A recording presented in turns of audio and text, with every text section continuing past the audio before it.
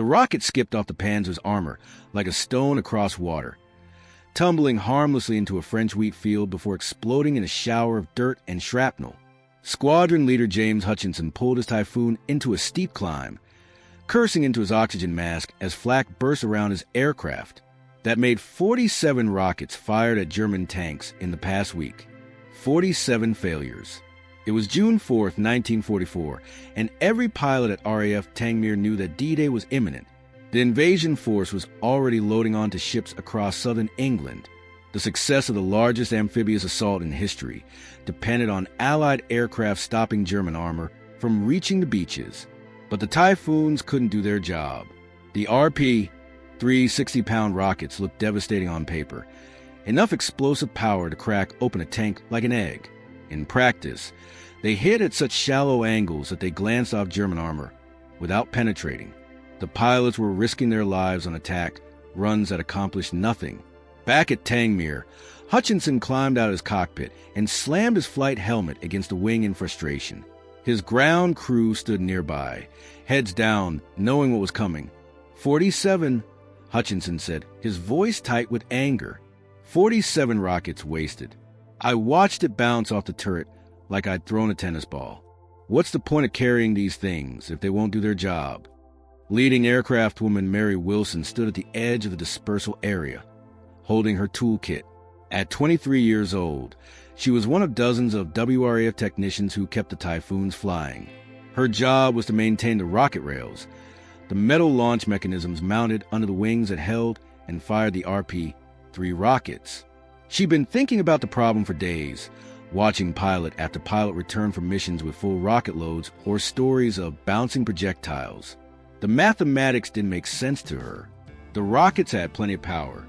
The problem was the angle. Permission to speak, sir? Mary asked quietly. Hutchinson turned, surprised. Ground crew rarely addressed pilots directly, especially not junior WRAF personnel. What is it, Wilson? The rockets are hitting flat because the rails mount them parallel to the fuselage. Sir, when you dive on a target, the aircraft's angle of attack means the rockets are already traveling at too shallow a trajectory. They need to launch at a steeper angle relative to the wing surface. Hutchinson stared at her. The rails are engineered to precise specifications by designers who know considerably more than a WRAF technician. If there was a problem with the mounting angle, they would have identified it. Yes, sir. Of course, sir. Mary returned to her work, but the problem wouldn't leave her mind. That evening, after the pilots had retired to their quarters and the flight line was quiet, she stood beneath Hutchinson's Typhoon with a tape measure and protractor, calculating angles by the light of a hooded torch. The rocket rails were mounted at exactly 0 degrees relative to the wing chord line. When a Typhoon dove at a target, the aircraft pitched nose down to maintain the dive angle, but the wings generated lift that kept the actual flight path shallower than the nose position suggested. The rockets, firing parallel to the fuselage, followed that shallow flight path instead of diving steeply toward the target. Mary did the mathematics 3 times to be sure. If she could tilt the rocket rails downward by just 5 degrees, the rockets would dive more steeply after launch. They'd hit armor at angles steep enough to penetrate instead of glancing off. The modification would be simple, almost embarrassingly so. She just needed spacers to create the angle. Washers would work. Simple metal washers from the maintenance shed, inserted behind the forward mounting bolts to tilt the rails. But it would violate regulations. Modifying weapon systems without authorization was a court-martial offense. The rails were precision equipment, and changing their geometry could affect everything from aircraft's ability to rocket accuracy. Mary stood in the darkness, looking at the Typhoon's sleek profile, thinking about the pilots who climbed into these aircraft every day knowing their weapons didn't work. She thought about the soldiers who would be landing on French beaches in 48 hours, depending on air support to stop German tanks from slaughtering them on the sand. She made her decision. The maintenance shed had boxes of hardened steel washers in various thicknesses. Mary selected ones that would create approximately 5 degrees of downward angle when inserted behind the forward rail mounts. She worked through the night, modifying the rocket rails on Hutchinson's aircraft and 3 others in his flight. By dawn, the modification was complete.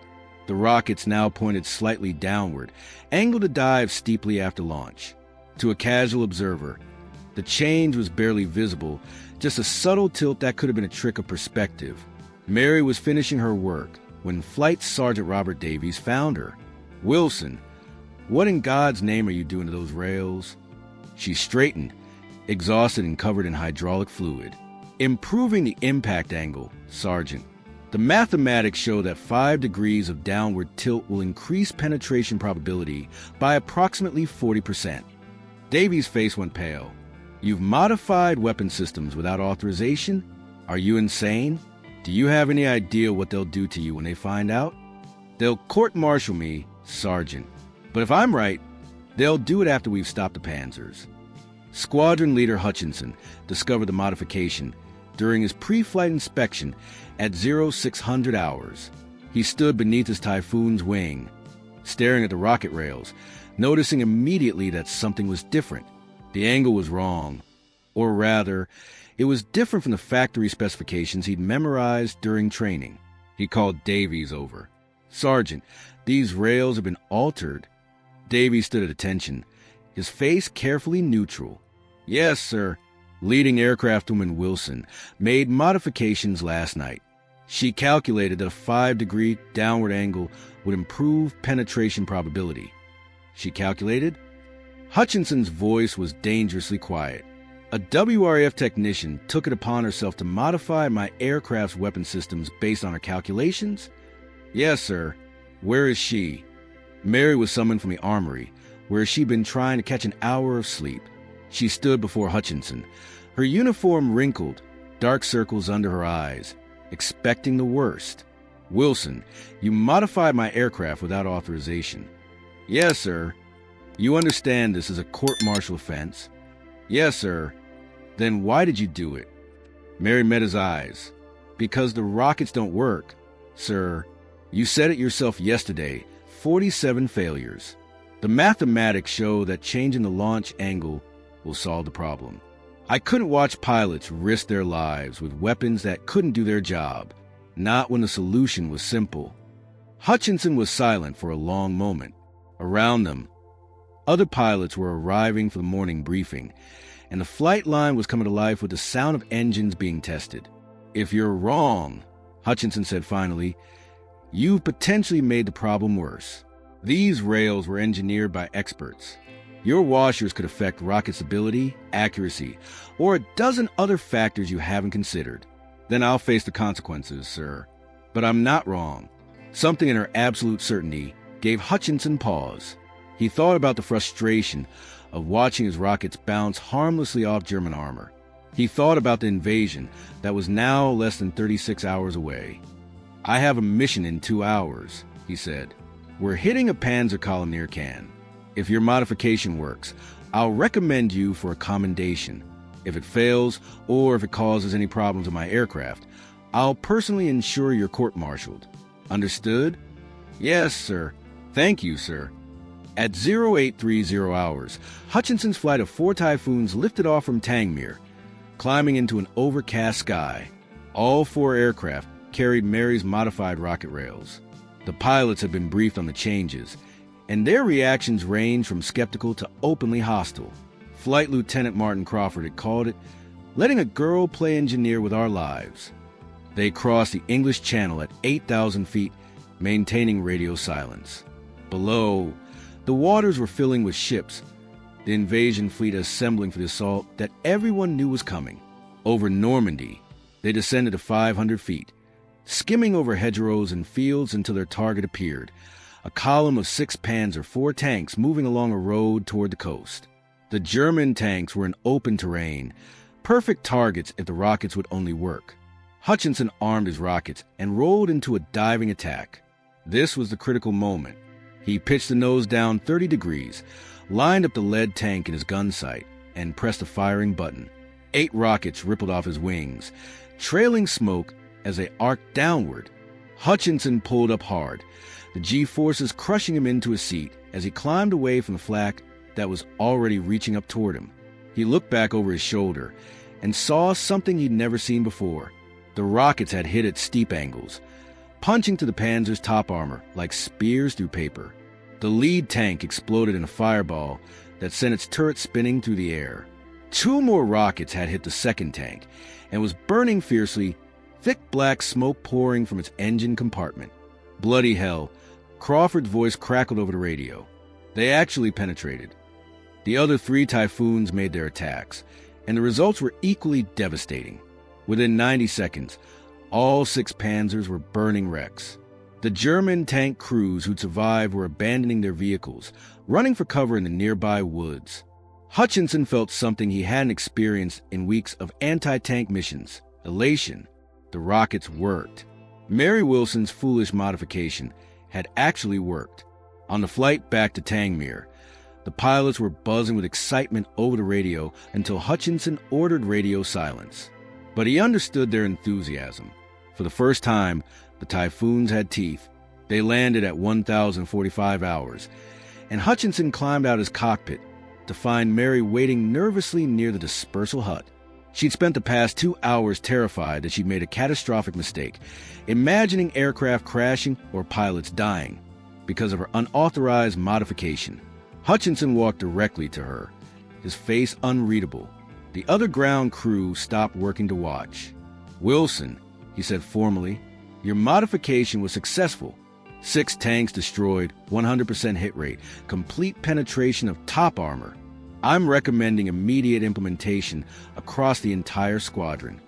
Mary felt her knees go weak with relief. "Thank you, sir." "Don't thank me yet. You still modified military equipment without authorization, which means there will be an inquiry. But I suspect that inquiry will be considerably friendlier than a court-martial." He paused. "How did you know it would work?" "The mathematics, sir. The angle of attack determines penetration probability. It was just a matter of calculating the correct offset to achieve optimal impact geometry." Crawford, who'd been listening, shook his head in amazement. "She turned our Typhoons into tank killers with some washers and arithmetic." Word spread rapidly through Tangmere.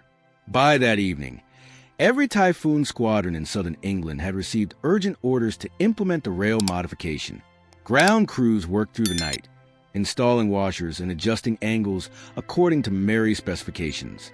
At RAF needs or point, a senior engineering officer named Commander Phillips examined the modification with a mixture of admiration and horror. "This is brilliant and terrifying," he told his staff.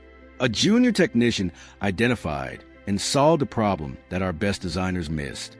"We've been losing pilots and wasting ordnance for months because nobody thought to question the rail mounting angle." "Should we court-martial her, sir?" his adjutant asked. Phillips laughed bitterly. "Court-martial the person who just gave us a weapon that actually works? 36 hours before the invasion? We look like idiots. No, we document this as an official field modification and make sure every Typhoon in the theater gets the upgrade immediately." By midnight on June 5th, over 300 Typhoons had been modified. The pilots were briefed on the new capabilities and given updated attack procedures. The invasion was 12 hours away, and for the first time, Allied commanders were confident their aircraft could stop German armor. The dawn of June 6, 1944, broke gray and turbulent over the Normandy coast.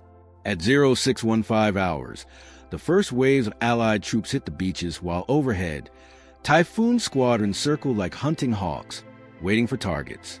The German response was exactly what intelligence had predicted. Panzer divisions began moving toward the coast, ordered to throw the invasion back into the sea before the Allies could establish a beachhead. 3 armored columns were racing toward Sword, Juno, and Gold beaches, and if they reached the landing zones, the invasion would become a slaughter.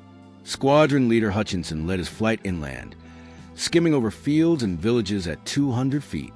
The radio chatter was intense, ground controllers calling out tank positions, pilots coordinating attacks, and desperate requests for air support from troops pinned down on the beaches. "Red Leader, this is Sunray Control. We have enemy armor, approximately 20 vehicles, moving south along Route Nationale 13 toward Gold Beach. They'll reach our positions in 15 minutes. Can you intercept?" "Sunray Control, Red Leader. We're 3 minutes out. Engaging." The Panzer column appeared ahead. Not the 6 tanks Hutchinson had destroyed 2 days ago, but a full armor battalion with at least 25 vehicles spread across 2 kilometers of road. Tiger tanks, Panthers, and Panzer IVs, all racing toward the vulnerable Allied beachhead. This was a test. Not 6 tanks in open terrain, but a major armor force with anti-aircraft support and experienced crews. If Mary's modification failed here, soldiers would die. Red flight, this is Red leader. We go in pairs, alternating attacks. Hit the lead vehicles first to block the road, then work backward to the column. Watch for flak. Execute. Hutchinson rolled into his attack dive, Crawford flying as his wingman. The lead Tiger tank grew larger in his gun sight, its distinctive angular turret unmistakable. German gunners saw them coming and opened fire, filling the sky with explosive shells and tracer rounds. Hutchinson ignored the flak, focused entirely on the shot.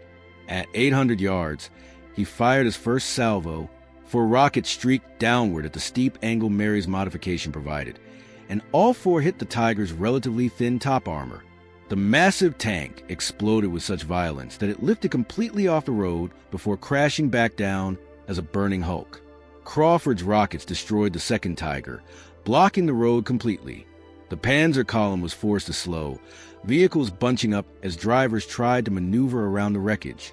The remaining Typhoons pressed their attacks, and the mathematics that Mary had calculated in the quiet of the maintenance shed proved devastatingly effective. Rocket after rocket punched through armor that had been considered nearly invincible.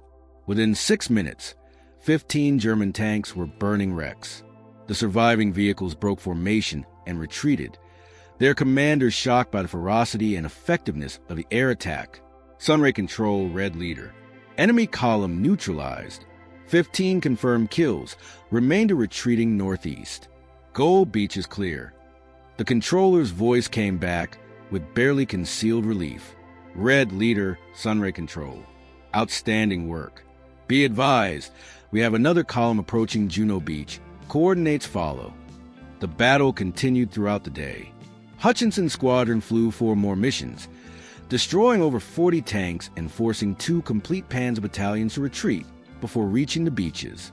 Other Typhoon squadrons were reporting similar success. The modification that Mary had implemented was working beyond anyone's expectations. At Tangmere, Mary spent D-Day in a state of controlled terror, listening to radio reports and watching aircraft return from missions. Some Typhoons came back damaged by flak, but none had experienced problems with the modified rocket rails. The washers she'd installed were holding, and more importantly, they were saving lives. By evening, she was summoned to the operations room, something that had never happened before. Junior WRAF technicians didn't get invited into the nerve center, where missions were planned and executed. Wing Commander Arthur Pemberton was waiting for her, surrounded by maps covered in red marks indicating destroyed German positions. He was a career officer who'd flown fighters in the First World War and had little patience for irregular procedures. Wilson, I've spent the day reviewing reports from every Typhoon squadron supporting the invasion. Your modification has been employed in over 200 attack missions. The results are extraordinary. We've destroyed approximately 130 tanks, with a hit rate exceeding 70%. German armored counterattacks have been completely disrupted. Mary stood at attention, unsure how to respond. I'm glad the modification proved effective, sir. Effective? Pemberton almost smiled. Wilson, you've changed the course of the invasion. Intelligence intercepts indicate German tank commanders are reporting a new Allied weapon. They believe we've developed some kind of super rocket because their tanks are being destroyed by attacks that should have been ineffective. They don't realize we're using the same RP. 3 rockets, just launched at a better angle. He pulled out a document covered in official stamps. This is an order from Air Marshal Cunningham himself. Your rail modification is being designated as standard operating procedure for all Typhoon squadrons. Additionally, you're being transferred to the Air Ministry's Weapons Development Section. They want you analyzing other weapon systems to see if you can work your magic elsewhere. Sir, I'm not qualified for weapons development. I'm just a technician who happened to notice an angle problem. You're a technician who solved in one night what our best engineers couldn't figure out in months of testing. That makes you considerably more valuable than your rank suggests."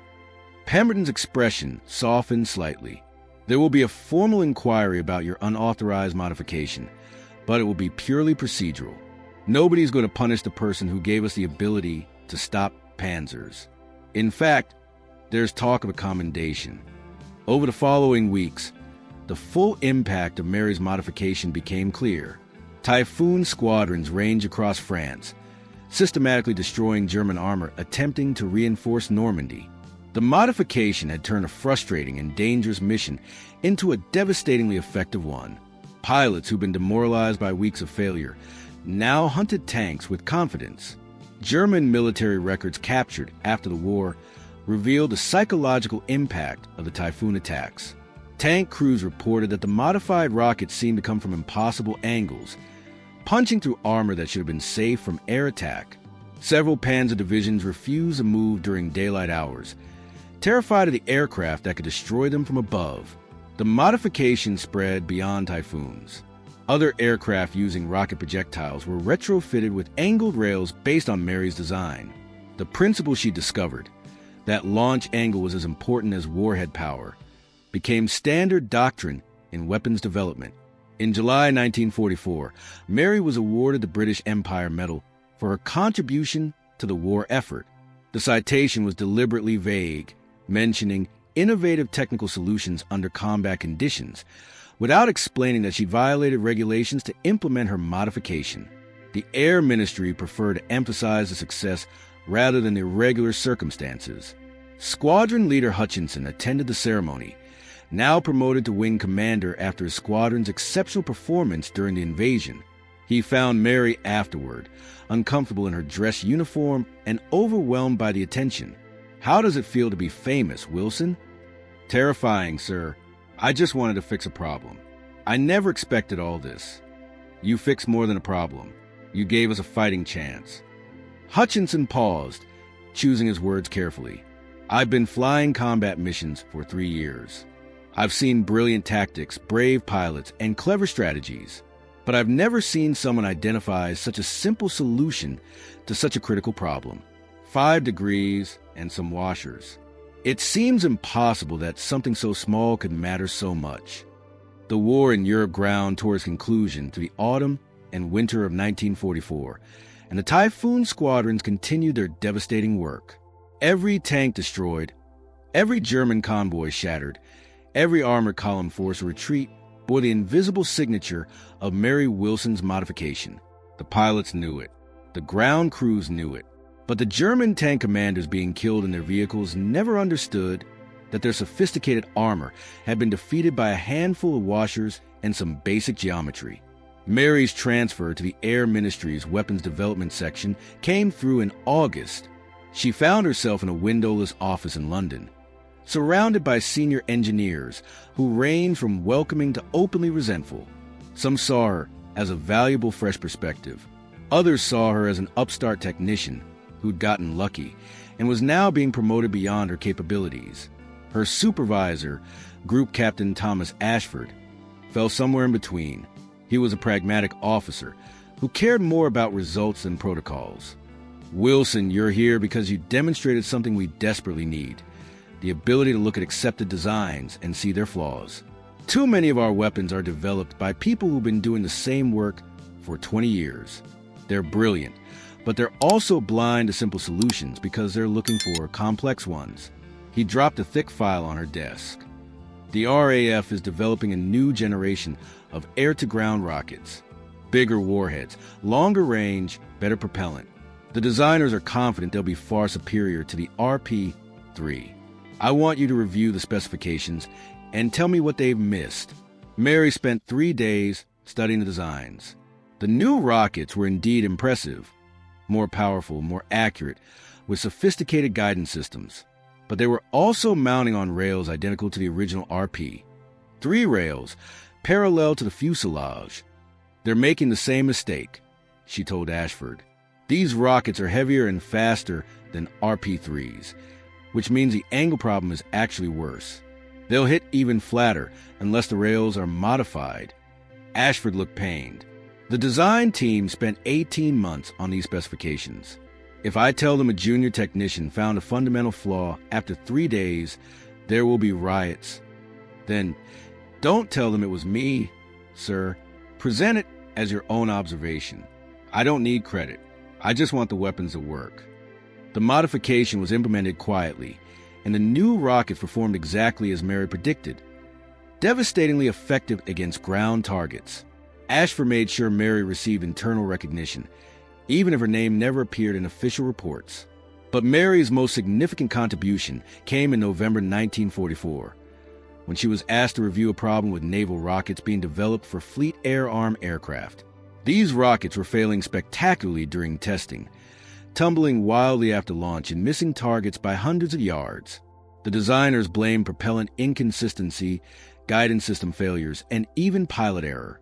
Mary spent a week at the testing facility, watching launch after launch, measuring angles and calculating trajectories. The problem wasn't the rockets at all. It was the launch sequence timing. Naval aircraft launch rockets while banking or maneuvering to avoid anti-aircraft fire. The rockets were designed to launch simultaneously, but there was a 17-millisecond delay between firing circuits. That tiny delay meant rockets launched during maneuvers experienced slightly different aircraft attitudes at ignition, causing them to fly in different directions. The solution was elegantly simple. Redesign the firing circuit to trigger all rockets within 3 milliseconds, faster than an aircraft could change attitude. The modification cost approximately 12 pounds per aircraft and solved a problem that had nearly canceled the entire naval rocket program. By the spring of 1945, as Allied armies pushed into Germany, Mary had reviewed 17 different weapon systems and identified problems in 11 of them. Her recommendations had become so valued that designers began requesting her input during the initial development phases rather than after problems emerged. On May 8, 1945, Victory in Europe Day, Mary stood in Trafalgar Square with thousands of celebrating Londoners. The war that had consumed 6 years of her life was finally over. She thought about all the pilots who'd returned safely because their weapons worked. She thought about the soldiers who'd survived because German tanks never reached the beaches. She thought about the families who still had fathers and brothers and sons because a simple modification had changed the mathematics of aerial warfare. A month later, she received an unexpected visitor at the Air Ministry. Squadron Leader Hutchinson, now a decorated war hero with a chest full of medals, appeared at her office door. Wilson, or should I say Section Officer Wilson? He'd heard about her promotion. I wanted to deliver this personally. He handed her a photograph showing a Typhoon in flight, rockets rippling from its wings toward an unseen target below. On the back, signatures, dozens of them, from pilots she'd never met. Every pilot who flew Typhoons with your modifications signed this, Hutchinson explained.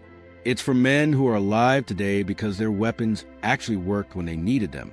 We wanted you to know that we understand what you did, not just a technical achievement, but the courage it took to do something you knew might get you court-martialed because it was the right thing to do.